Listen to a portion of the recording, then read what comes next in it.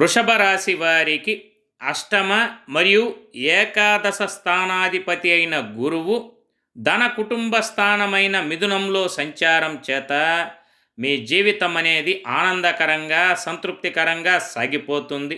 ధనస్థానంలో గురువు ప్రవేశం వల్ల వచ్చే ఏడాది అనగా 2026 జూన్ 1 వరకు ఆదాయపరంగా మీకు ఎటువంటి ఇబ్బందులు ఉండవు.